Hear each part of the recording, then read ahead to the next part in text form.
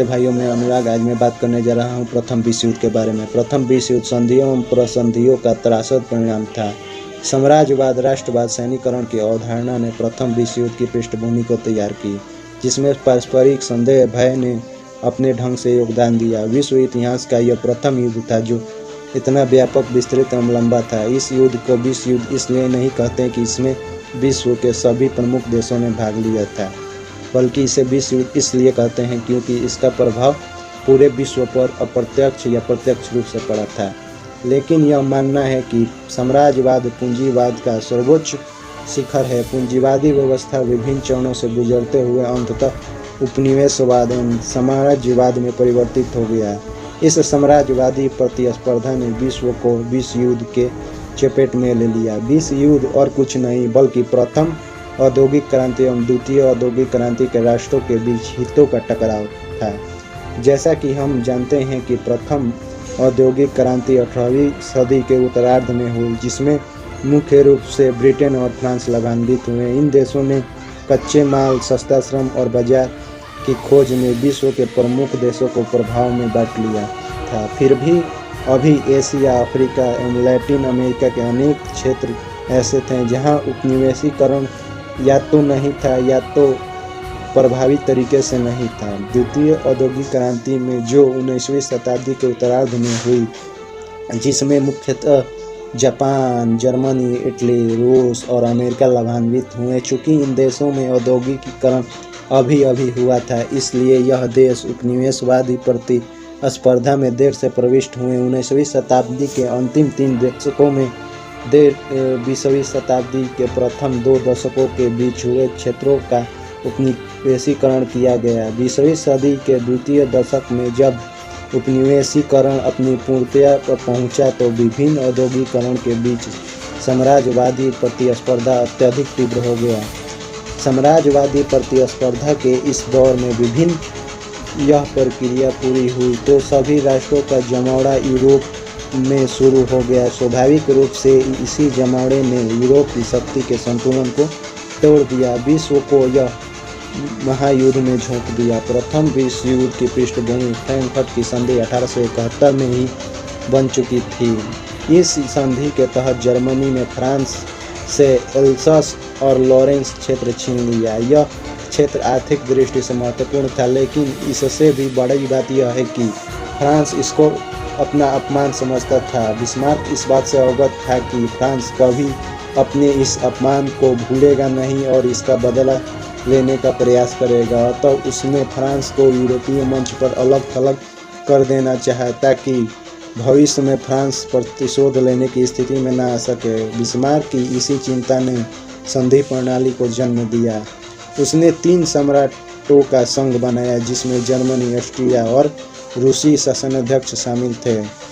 Bismarck की सबसे बड़ी समस्या यह थी कि रूस एवं ऑस्ट्रिया को एक मंच पर कैसे लाया जाए, क्योंकि बाल्कन क्षेत्रों में दोनों के हित एक दूसरे से टकराते थे। इसी पृष्ठभूमि में बर्लिन सम्मेलन 1878 ईस्वी में हुआ, जिसमें बिस्मार्क का झुकाव ऑस्ट्रिया की ओर हो गया। उसने बोस्निया और हर्जेगोविना का क्षेत्र उसे दे दिया।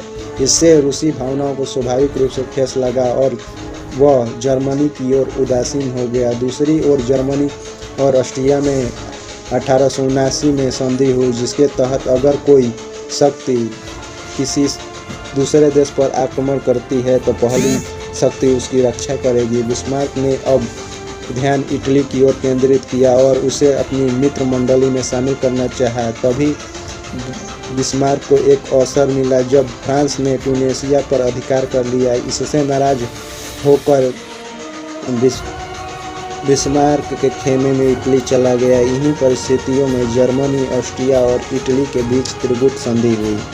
दूसरी ओर बिस्मार्क ने भी यह चाहता नहीं था कि रूस फ्रांस के खेमे में जाए। अंततः उसने रूस के साथ 1887 में संधि कर ली, किंतु 1888 के बाद जर्मन के नए शासक विलियम कैंसर द्वितीय ने बिस्मार्क की नीतियों को उलट दिया एवं रूस की अवहेलना करना शुरू कर दिया। अतः बिस्मार्क स्वाभाविक रूप से रूस की झुकाव फ्रांस की ओर हो गया।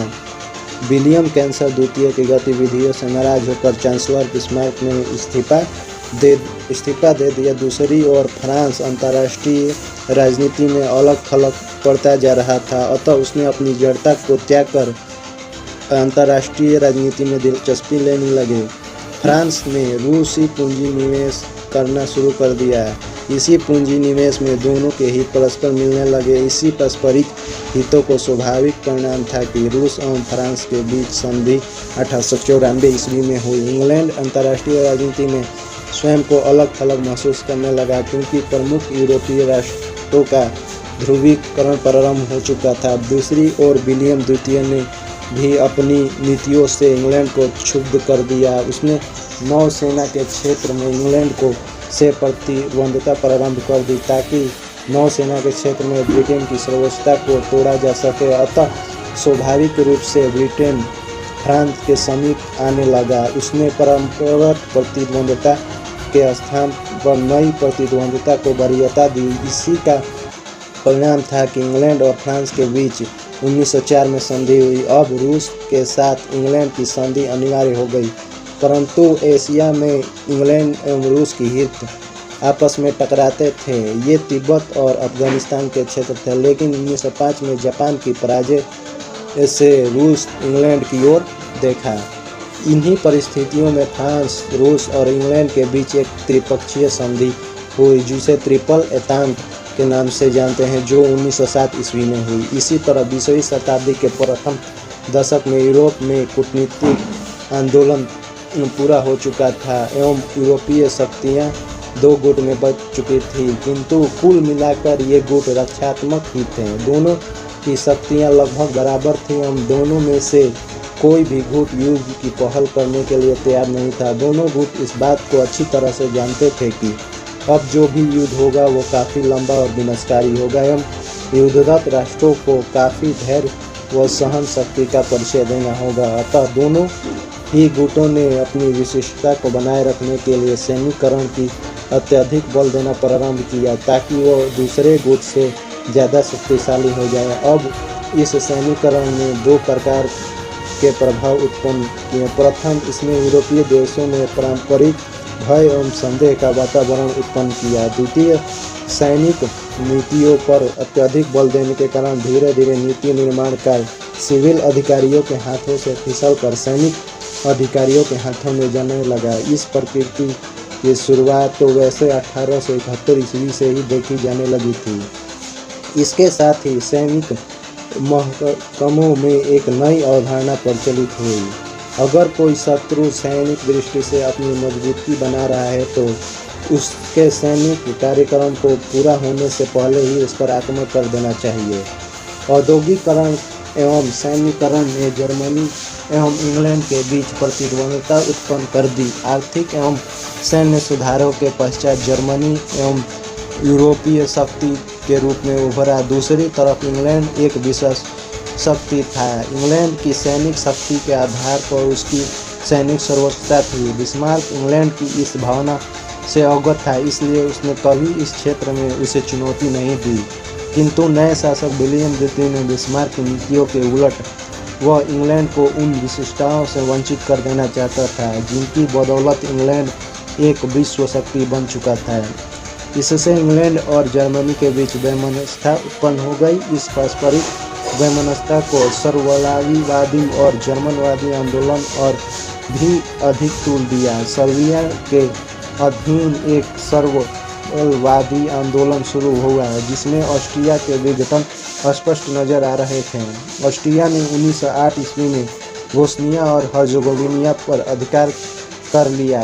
स्वाभाविक रूप से सर्बिया में इस बात से आक्रोश उत्पन्न हो क्योंकि उक्त क्षेत्र के स्लाव जाति भी लोग उसमें रहते थे। दूसरी ओर सर्बिया को इस बात से भी रोष था कि बाल्कन युद्ध 1912 से 13 के पश्चात ऑस्ट्रिया के संकेत पर अल्बानिया नामक एक नए राज्य का गठन किया गया। फलतः सर्बिया की महत्वाकांक्षा पर अंकुश लगा दिया गया। स्वाभाविक रूप से सर्बिया ऑस्ट्रिया प्रतिद्वंदी के रूप में उभरा। दोनों के पास पारस्परिक द्वेष ही सरोजेवा हत्याकांड के रूप में प्रतिफलित हुआ, जो प्रथम विश्व युद्ध का तत्कालिक कारण बना। औद्योगिक क्रांति से उत्पन्न साम्राज्यवाद व उपनिवेशवाद विचारधारा, राष्ट्रवादी विचारधारा तथा सैनिक लामबंदी ने यूरोपीय मानसिकता को दूषित करने में प्रमुख भूमिका निभाई। तत्कालिक यूरोपीय नेता ने देश की जनता को गुमराह करने के लिए अपने शत्रु की तैयारियों को बढ़ा चढ़ाकर कहना शुरू किया। जैसा कि हम जानते हैं कि लगभग सभी प्रमुख शक्ति सैनिक तैयारी में व्यस्त थे, इसीलिए वे अपने देश की संसद के सामने सैनिक तैयारियों की औचित्य सिद्ध करना चाहते थे।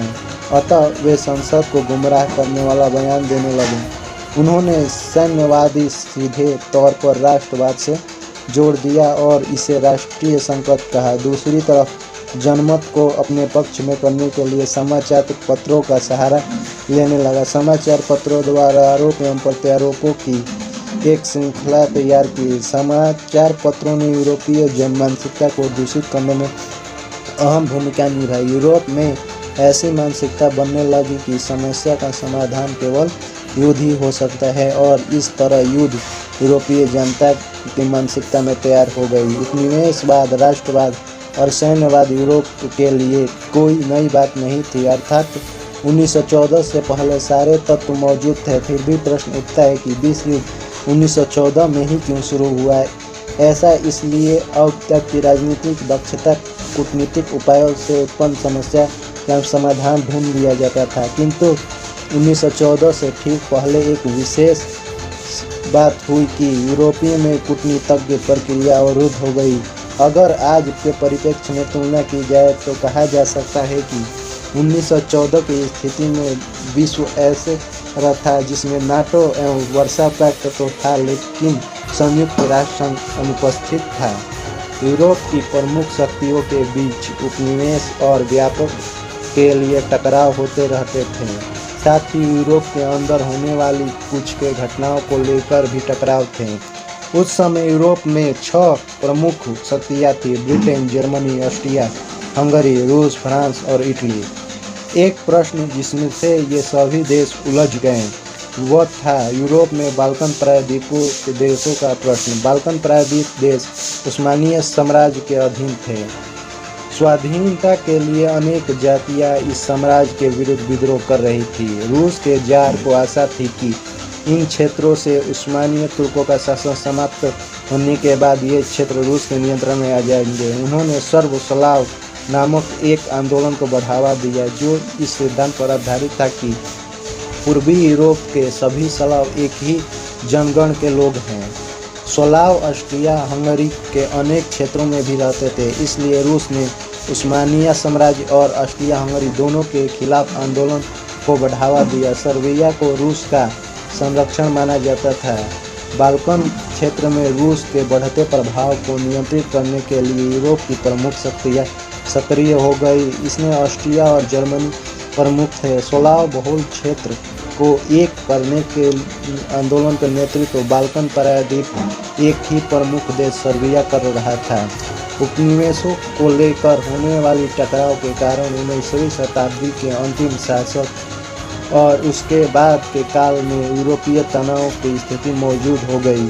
यूरोप के देश अब पारस्परिक विरोध गुटों में शामिल होने लगे, अपनी सैनिक शक्ति बढ़ाने, अपनी सेनाओं और नौसेनाओं की संख्या बढ़ाने लगे, नए और पहले से अधिक घातक हथियार विकसित करने लगे तथा आमतौर पर युद्ध की तैयारियां करने लगे, पर वे अपार धन खर्च करने लगे। यूरोप अब धीरे धीरे एक विशाल शिविर बनता जा रहा था। साथ ही हर देश युद्ध के प्रचार भी आरंभ हो गया, जिसमें दूसरे देशों के खिलाफ नफरत भड़काई जाती थी। अपने देश को दूसरे देश से श्रेष्ठ बताया जाता था और युद्ध को महामंडलित किया जाता था। बेशक ऐसे लोग भी थे जिन्होंने युद्ध के खतरे के खिलाफ सैन्यकरण के खिलाफ आवाज़ उठाई। उदाहरण के लिए विभिन्न समाजवादी दलों को लिया जा सकता है, लेकिन युद्ध में उन्माद ये आवाज़ें दब गई। देशों के पारस्परिक विरोध समूह या यूरोप में बने गुटों ने केवल युद्ध के खतरे को ही नहीं बढ़ाया, बल्कि उन्होंने यह भी निश्चित किया कि अगर युद्ध छेड़े तो विश्वव्यापी निर्माण पूर्ण यूरोपीय देश नष्ट हो जाएंगे। निर्माण पुनः करते आ रहे। ये अंत में 20वीं सदी के पहले दशक में देशों के परस्पर विरोधी गुट बन गए और अपनी अपनी सैन्य शक्ति के साथ एक दूसरे से मुलाकात तैयारी होती रही। 1882 में एक त्रिगुट बना जिसमें जर्मनी, ऑस्ट्रिया, हंगरी और इटली शामिल थे, मगर इस गुट के प्रति इटली वफादारी संगीन थी क्योंकि मुख्य उद्देश्य यूरोप में ऑस्ट्रिया हंगरी से कुछ इलाके छीनना और फ्रांस की सहायता से त्रिपोली को जीतना था। इस त्रिगुट के विरोध में फ्रांस, रूस और ब्रिटेन ने 1907 में त्रिपदेशीय संधि बनाई। जैसा कि एतांता का अर्थ है अपनी समझदारी से स्पष्ट है कि यह संदिग्ध सिद्धांत के रूप में आपसी समझ पर आधारित ढीला ढाला गठजोड़ था। इन दो विरोधी गुट के उदय में यह निश्चित हो गया कि अगर इसमें कोई भी देश किसी टकराव में उलझता है तो वह टकराव एक अखिल यूरोपीय युद्ध में बदल जाएगा। चूँकि इन गुटों के देशों के उद्देश्य में अपने औपनिवेशिक अधिकार के क्षेत्र बढ़ाना शामिल था, इसलिए किसी अखिल यूरोपीय युद्ध का एक विश्व युद्ध बन जाना लगभग ही निश्चित था। इन युद्ध के निर्माण के साथ अधिक से अधिक घातक हथियार बनने और सेनाओं और नौसेनाओं की संख्या बढ़ाने का दौर भी आरंभ हो गया। युद्ध से ठीक पहले के वर्षों में एक के बाद एक संकट आए। इन संकटों के कारण यूरोप में तनाव और कड़वाहट में वृद्धि और राष्ट्रीय श्रेष्ठतावाद का जन्म हुआ। यूरोपीय देश दूसरे के इलाकों ये पाने के लिए आपस में गुप्त समझौते भी करने लगे। इन समझौतों का अक्सर ही भंडाफोड़ हो जाता था और इनको लेकर हर देश से भय और शंका का वातावरण भी तीखा होता जाता था। ऐसे भय और शंकाओं के कारण युद्ध की घड़ी और भी पास आ गई। युद्ध से पहले अनेक ऐसे घटनाएं घटी जिनके कारण पहले से व्याप्त तनाव बढ़ा और अंततः युद्ध की स्थिति उत्पन्न हो गई। इनमें से एक था मोरक्को संकट। 1904 में ब्रिटेन और फ्रांस ने आपस में एक समझौता किया। इसके अनुसार ब्रिटेन का मिस्र में और फ्रांस का मोरक्को में विशेष हित स्वीकार किया गया। जर्मनी को जब इस समझौते का पता चला तो काफ़ी क्षुब्ध हुआ। जर्मन सम्राट मोरक्को गया और उसने वहां के सुल्तान को मोरक्को की स्वतंत्रता के लिए पूरा समर्थन देने का वचन दिया। ऐसा लगता था कि मोरक्को को लेकर ही होने वाली दुश्मनी युद्ध का कारण बन जाएगा, मगर युद्ध टल गया। 1911 में फ्रांस ने मोरक्को के अधिकांश भाग पर कब्जा कर लिया और उसने बदले में जर्मनी को फ्रांसीसी कांगो का एक बड़ा भाग दे दिया। हालांकि युद्ध तो टल गया पर यूरोप में हर देश द्वारा युद्ध की तैयारी करने लगे। यह मोरक्को संकट के नाम से जाना गया। यूरोप की खतरनाक स्थिति और भी बदतर बनने लगी जब बाल्कन क्षेत्र की घटना हुई। 1904 में ऑस्ट्रिया ने बोस्निया और हर्जेगोविना को हड़प लिया जो उस्मानिया साम्राज्य के प्रांत थे। इन प्रांतों पर सर्बिया की निगाहें भी गड़ी थी, जिसमें बाल्कन क्षेत्र में एक संयुक्त स्लाव राज्य कायम करने के लिए रूस का समर्थन प्राप्त हुआ था। रूस ने ऑस्ट्रियाई कब्जे के खिलाफ युद्ध छेड़ने की धमकी दी, परंतु जर्मनी ने ऑस्ट्रिया को खुलकर अपना समर्थन दिया और रूस को पीछे हटना पड़ा। अगर इस घटना से सर्बिया ही कटुता नहीं फैली बल्कि रूस और जर्मनी की दुश्मनी और भी गाढ़ी होती गई। यूरोप में स्थिति और भी तनावपूर्ण हो गई। ऑस्ट्रिया द्वारा बोस्निया और हर्जेगोविना को हड़पे जाने के बाद संकट उत्पन्न हुई। उसके बाद बाल्कन क्षेत्र में युद्ध आरंभ हो गया। 1912 में 4 बाल्कन देश सर्बिया, बुल्गारिया, मॉन्टेनिग्रो और यूनान ने तुर्की के खिलाफ युद्ध छेड़ दिया। इस युद्ध के परिणामस्वरूप यूरोप में तुर्की लगभग सारे अधिकार क्षेत्र छीन गए, मगर तुर्की के पुराने अधिकार क्षेत्र में बंटवारे के सवाल पर बाल्कन देश आपस में लड़ गए। अंततः ऑस्ट्रिया अल्बानिया को एक स्वतंत्र बनाने में सफल रहा, हालांकि उस पर सर्बिया का दावा था।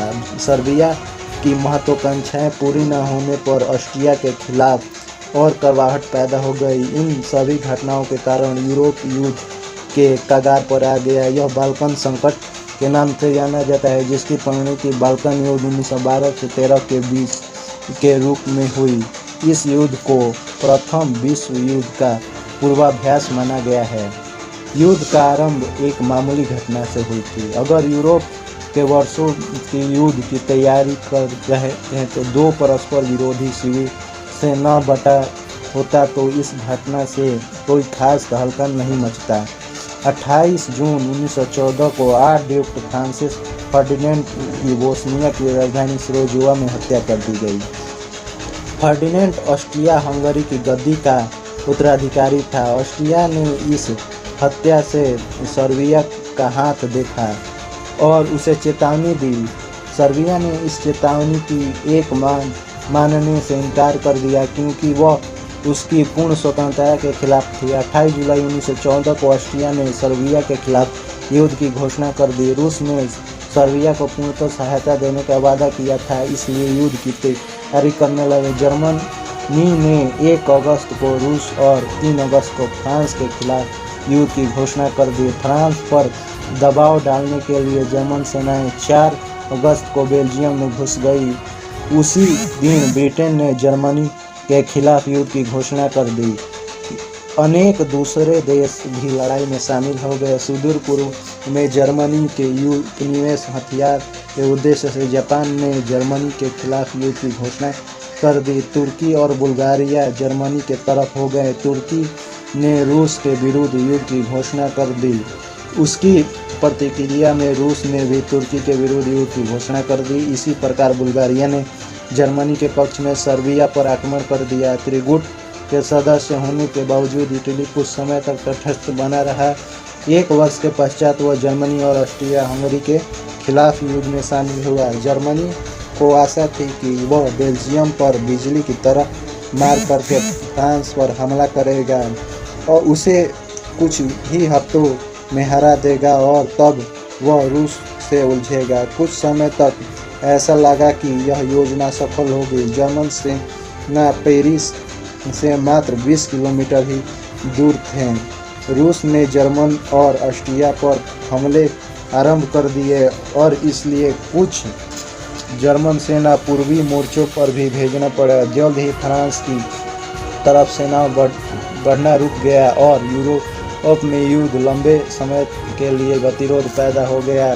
इस बीच युद्ध दुनिया के कई दूसरे भागों में फैल चुका था और पश्चिमी एशिया, अफ्रीका और सुदूर पूर्व में लड़ाइयाँ होने लगी थीं। जर्मन सेनाओं का बढ़ता रुक जाने के बाद एक नया प्रकार का युद्ध आरंभ हो गया। परस्पर भिड़ी रही सेना बंकर बनाकर वहीं से एक दूसरे पर छापा मारने लगी। सेनाएं जिस तरह का युद्ध लड़ने लगी, यानी आमने सामने होकर एक दूसरे से लड़ना, वह लगभग पूरी तरह से समाप्त हो गया। पश्चिमी मोर्चे पर विरोधी सेना में बंकर बनाकर और वहीं एक दूसरे के ठिकानों पर छापा मारने लगे।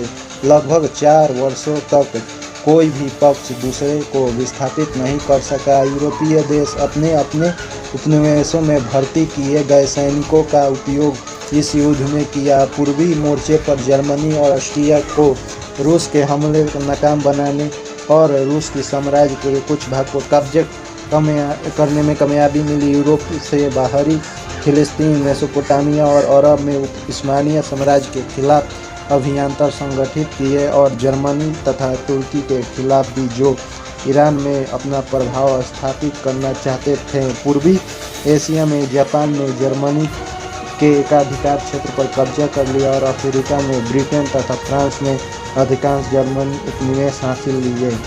इस युद्ध में अनेक नए हथियारों का उपयोग किया गया। इस तरह के 2 हथियार थे, मशीन गन और तरल अग्नि में। युद्ध में पहली बार गैर सैनिक जनता को मारने के लिए हवाई जहाज का उपयोग किया गया। अंग्रेजों ने टैंक का उपयोग किया, जो आगे चलकर युद्ध के प्रमुख हथियार बन गए।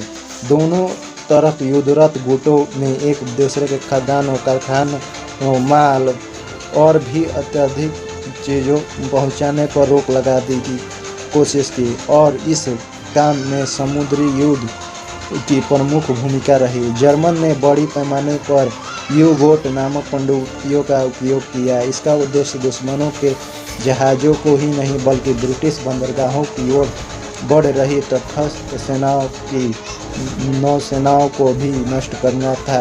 इस युद्ध में जहरीली गैसों का भी उपयोग किया गया था, जो और भी भयानक हथियार था। युद्ध लंबा खींच गया और इसमें लाखों लोग मारे जाने गई। 6 अप्रैल 1917 को संयुक्त राज्य अमेरिका ने जर्मनी के खिलाफ युद्ध की घोषणा की। अमेरिका एकांत देश के लिए हथियार और दूसरी आवश्यकताओं वस्तु दे रहा था। 1915 में जर्मनी की यू बोट लुसितानिया नामक एक ब्रिटिश जहाज को डुबा चुकी थी।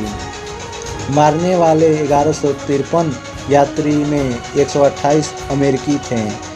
अमेरिकी आमतौर पर ब्रिटेन के प्रति सहानुभूति रखते थे। इस घटना के बाद अमेरिका में जर्मनी के विरुद्ध भावनाएं भड़क उठी। अपने आर्थिक उद्देश्यों के कारण एकांत देशों और पक्के समर्थक बन गए। हथियारों और दूसरी वस्तुओं को खरीदने के लिए इन देशों ने अमेरिका में बड़े पैमाने पर ऋण जारी किया। अमेरिकी ऋण पत्र खरीदे थे, जिनकी अदायगी इन देशों के युद्ध जीतने के बाद होनी थी। यह डर भी था कि अगर युद्ध में जर्मनी की जीत होती है तो अमेरिका का एक शक्तिशाली प्रतियोगिता बन जाएगा। जब जर्मनी की यू बोट ने उस जहाज़ों को डुबोया जिनमें अमेरिकी नाविक को ले जाने वाले अमेरिकी जहाज़ भी शामिल थे, तो अमेरिका भी अंततः युद्ध में शामिल हो गया। 1917 की एक प्रमुख घटना अक्टूबर क्रांति के बाद रूस का युद्ध में हट जाना था। रूस की क्रांति आरंभ से युद्ध का विरोध करते थे और लेनिन के नेतृत्व में उन्होंने फैसला किया कि वे रूसी निरंकुश शासन को उखाड़ फेंक कर सत्ता पर कब्जा करने के लिए युद्ध को एक क्रांतिकारी युद्ध में बदल देंगे। युद्ध में रूसी साम्राज्य को भारी नुकसान उठाना पड़ा। रूस के 6 लाख से अधिक सैनिक मारे जा चुके थे। जिस दिन बोल्शेविक सरकार की सत्ता में आई तो उसके दूसरे दिन उसने शांति की विज्ञप्ति जारी की, जिससे दूसरे के क्षेत्रों को हथियार बिना और युद्ध के हट जाने के लिए बिना शांति स्थापित करने के लिए प्रस्ताव रखा गया। रूस ने युद्ध से हट जाने की फैसला की और मार्च 1918 में जर्मनी के एक साथ शांति की संधि की। जर्मनी ने यह समझा कि रूस की सरकार युद्ध को जारी रखने की स्थिति में नहीं है, इसलिए उसने ऐसी शर्त रखी जो रूस के लिए बहुत कड़ी थी, पर रूस की सरकार ने यह शर्त मान ली। नेता देशों ने जो रूसी क्रांति के और युद्ध से रूस हटने का विरोध की, क्रांति विरोधी तत्वों की सहायता देने के लिए रूस ने सैनिक हस्तक्षेप आरंभ कर दिया। फलस्वरूप एक गृह युद्ध आरंभ हो गया। अगले 3 वर्षों तक चलता रहा। अंत में सैनिक हस्तक्षेप करके और क्रांतिकारी सरकार के खिलाफ हथियार उठाने वाले रूसियों की हार हुई।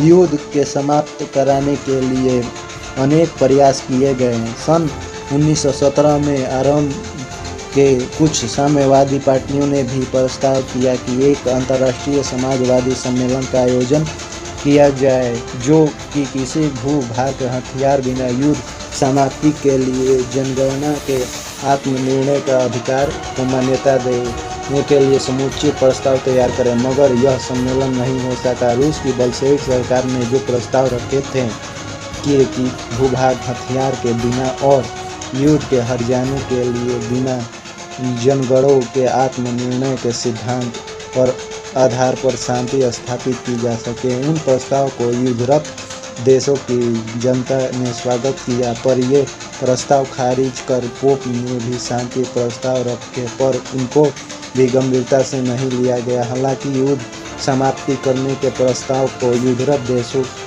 की सरकार की ओर से कोई सकारात्मक प्रत्युत्तर नहीं मिला, मगर जनता के युद्ध विरोध भावनाएं पनपी, व्यापक असंतोष फैला, गड़बड़ियाँ हुई और कुछ जगहों पर सैनिक विद्रोह होने लगे। रूसी क्रांति की सफलता के बाद कुछ देशों में भी वहां की सरकार उखाड़ फेंकने के लिए जनता उठ खड़ी हुई। अमेरिका के राष्ट्रपति वुडरो विल्सन ने जनवरी 1918 में शांति का एक कार्यक्रम सामने रखा।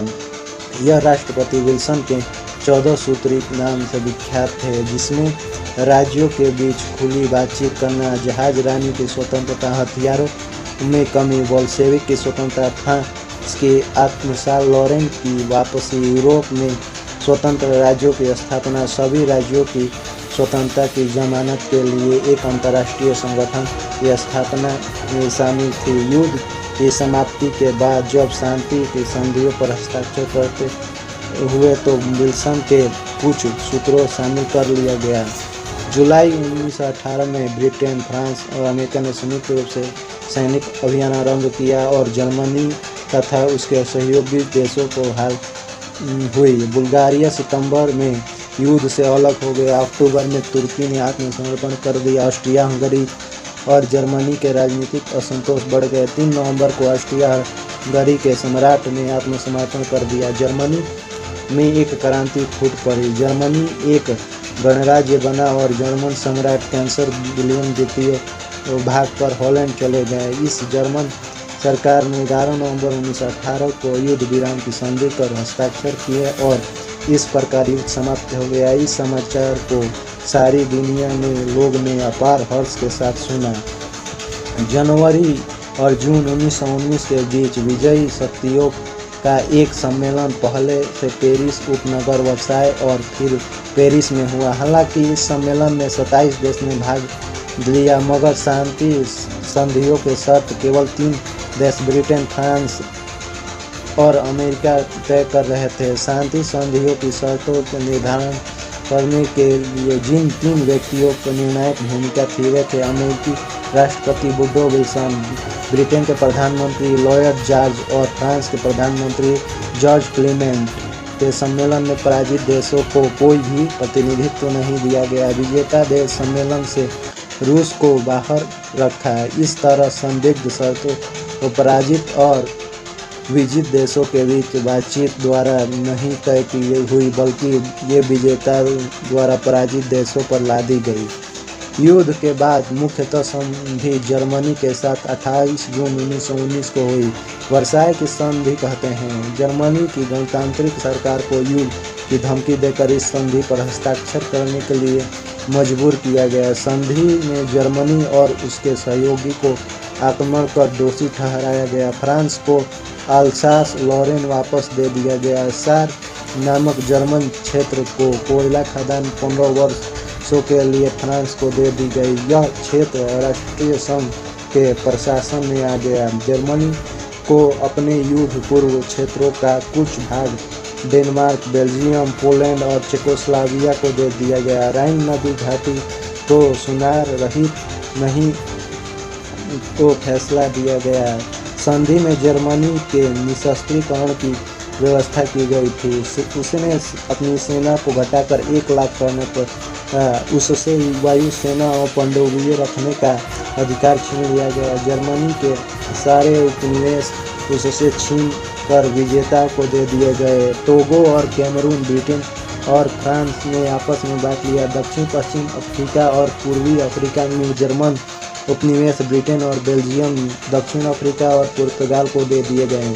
प्रशांत क्षेत्र में स्थित उसके उपनिवेश को चीन में सारे अधिकार क्षेत्र जापान को दे दिए गए। युद्ध के दौरान चीन मित्र राष्ट्रों का सहयोगी था और पेरिस सम्मेलन में उसका प्रतिनिधित्व में शामिल हुआ था, पर जर्मनी के अधिकार या नियंत्रण करने वाले चीनी क्षेत्र चीनी को नहीं लौटाए गए, बल्कि जापान को दे दिए गए। युद्ध में मित्र राष्ट्रों को जो हानियां और क्षति हुई थी उनका हर्जाना भी जर्मनी को करना पड़ा। इसके लिए 6 अरब 50 करोड़ पाउंड की भारी रकम निश्चित की गई। जर्मनी के सहयोगी के साथ अलग से संधियों की गई। ऑस्ट्रिया हंगरी को विभाजित कर दिया गया। ऑस्ट्रिया से कहा गया कि वह हंगरी, चेकोस्लोवाकिया, यूगोस्लाविया और पोलैंड की स्वाधीनता को मान्यता दे। उससे अपने क्षेत्र भी इन देशों को इटली को छोड़ देने पड़े। बाल्कन क्षेत्र में अनेक परिवर्तन किए गए, अनेक नए राज्य बनाए गए और उनके बीच भूभागों का हस्तांतरण किया गया। बाल्टिक राज्य जो रूस साम्राज्य के भाग थे स्वतंत्र घोषित कर दिए गए। तुर्की के साथ की गई संधियों में उस्मानिया साम्राज्य को पूरी तरह से छीन लिया गया। ब्रिटेन भाग फिलिस्तीन और मेसोपोटामिया को दे दिए गए और फ्रांस को सीरिया दे दिया गया। क्षेत्रों और देशों का यह हस्तांतरण जिस व्यवस्था के तहत की गई उसे शासन देश कहा गया है। सिद्धांत रूप के शासनादेश पाने वाली शक्ति अर्थात ब्रिटेन फ्रांस को इन देशों की जनता के हितों के लिए शासन चलाना था। वास्तव में उनका शासन उपनिवेशों की तरह किया जाने लगा। तुर्की के क्षेत्र में अधिकांश भाग यूनान और इटली को दे दिए गए और खुद तुर्की को एक बहुत छोटा सा बनाने का निर्णय लिया गया। मगर फिर भी तुर्की में मुस्तफा कमाल पाशा के नेतृत्व में एक क्रांति हुई जिसमें सुल्तान को सत्ता से हटा दिया गया और तुर्की को 1922 में गणराज्य घोषित कर दिया गया। तुर्की ने एशिया माइनर और दुनिया शहर पर फिर से अधिकार कर लिया और मित्र राष्ट्रों को उसके साथ पहल की संधि रद्द करनी पड़ी। इस संधि का एक प्रमुख अंग था राष्ट्र संघ की सुविधा। राष्ट्रपति विल्सन के 14 सूत्री में शांति बनाए रखने के लिए अंतर्राष्ट्रीय संगठन की स्थापना और सभी राज्यों को एक साथ जमानत भी शामिल थी। इस तरह राष्ट्र संघ की स्थापना हुई। इरादा था कि उसमें सभी स्वतंत्र राज्यों का एक विश्व संगठन बनाया जाएगा। इसके लक्ष्य थे शांति और सुरक्षा बनाए रखना, अंतर्राष्ट्रीय झगड़ा को शांतिपूर्वक निपटारा करना, सदस्य देशों को युद्ध का सहारा न देने के लिए बाध्य करना। इसका एक महत्वपूर्ण प्रावधान प्रतिबंधों से संबंधित था। इसके अनुसार किसी भी आक्रमणकारी देश के खिलाफ आर्थिक और सैनिक कार्रवाई करना शामिल था। इसके अनुसार देशों को अपने श्रमिक की दशा, सामाजिक स्थिति सुधारने के लिए वचनबद्ध किया गया।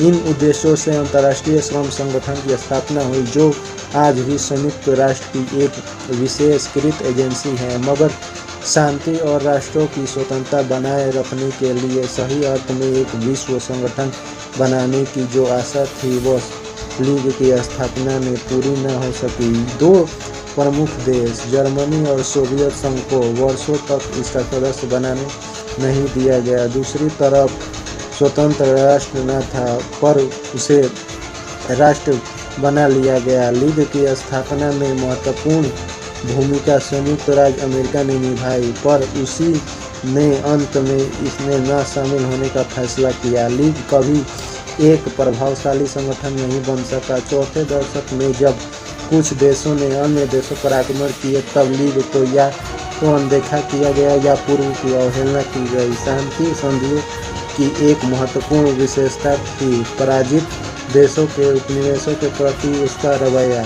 उसी से इन संधियों की विशेषताओं का पता चलता है कि युद्ध की लूट के बंटवारे के लिए मित्र राष्ट्रों ने आपस में अनेक गुप्त समझौते किए थे।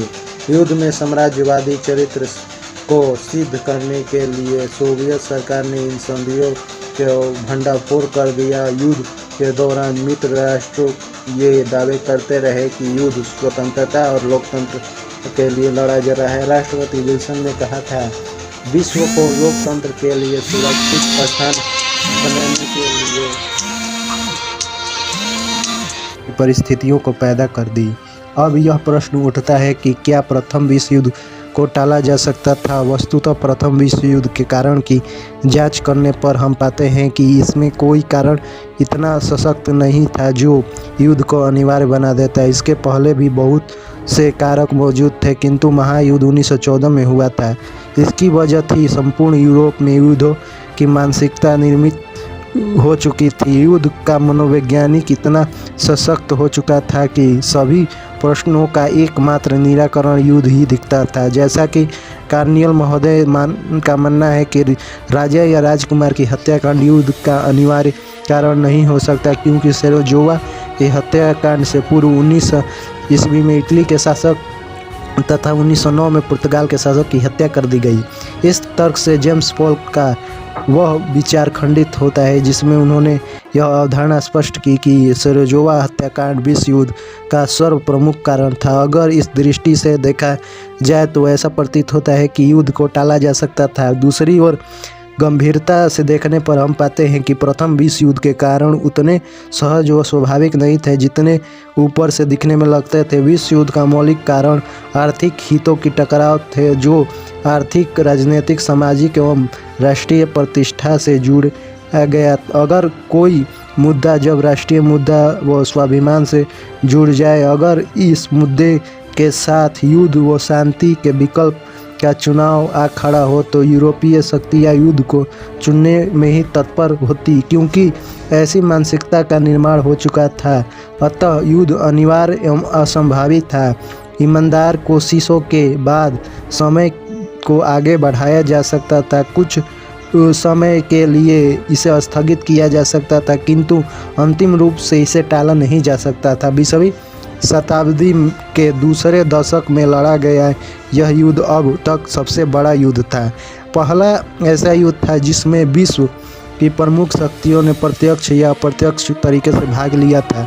इस युद्ध में व्यापक पैमाने पर विनाश हुआ और लाखों संख्या में सैनिक मारे गए। इस तरह यह एक संपूर्ण युद्ध था। इस युद्ध में संभावित राष्ट्रों ने अपने तमाम संविधानों को राष्ट्र के अस्तित्व की रक्षा पर झोंक दिया। यही कारण है कि विश्व युद्ध का प्रभाव काफ़ी व्यापक रहा। विश्व का शायद कोई ऐसा देश था जिस पर प्रत्यक्ष या अप्रत्यक्ष रूप से इसका प्रभाव न पड़ा हो। प्रथम विश्व युद्ध परिणाम स्वरूप राष्ट्रवादी विचारधारा में एक बार फिर उभरा। जहां वियना सम्मेलन का उद्देश्य राष्ट्रीय भावना को कुचलना था, वहीं पेरिस शांति सम्मेलन में राष्ट्रीय भावना पर बल दिया गया। राष्ट्रीय भावना की विकास के स्वरूप एस्टोनिया, लटवानिया, लिथुआनिया एवं फिनलैंड जैसे नए देश का जन्म हुआ। दूसरी ओर राष्ट्रवाद के उदय के परिणाम स्वरूप चीन एवं तुर्की में आंदोलन शुरू हो गया। यह राष्ट्रीय भावना का उछाल था कि मिस्र में राजनीति नेताओं के सफलता मिली। जब 1922 में इंग्लैंड को संरक्षण वापस लेना पड़ा, आयरलैंड में भी इंग्लैंड के विरुद्ध आंदोलन शुरू हो गया। अंततः उत्तरी आयरलैंड स्वतंत्र हो गया। प्रथम विश्व युद्ध के परिणाम स्वरूप यूरोप में प्रजातंत्र का विकास हुआ। युद्ध के पश्चात 3 महान राजवंश यथा रोमानिया वंश, हैब्सबर्ग, होहेंजोन वंश का खात्मा हो गया। दूसरी तरफ तुर्की में कुछ समय तक लोग खलीफा का शासन रहा, लेकिन जब मुस्तफा कमाल पाशा का नेतृत्व सत्ता स्थापित हुई तो उसने 1924 में खलीफा पद को समाप्त कर दी। इस प्रकार तुर्की में उस्मानिया वंश की सत्ता समाप्त हो गई। इसी तरह प्रथम विश्व युद्ध के दौरान जब यूनान तुर्की पराजित हुआ तो वहाँ भी गणराज्य की स्थापना कर दी गई। इसी तरह यूरोप प्रजातांत्रिक गणतंत्रात्मक भावनाओं से लोकप्रिय होने लगी। प्रथम विश्व युद्ध के परिणाम स्वरूप यूरोपीय राज्यों में आर्थिक पुनर्निर्माण प्रक्रिया शुरू हुई। इससे सरकार के उत्तरदायित्व बढ़ गए। फलतः सरकार के अधिकारों में भी अप्रत्याशित वृद्धि हुई। अधिकारों में इस अप्रत्याशित वृद्धि से सर्वसत्ता की अवधारणा मौजूद रही। सर्वसत्ता के दोनों ही रूप में देखने को मिलता है कि दक्षिणपंथी और वामपंथी रूप।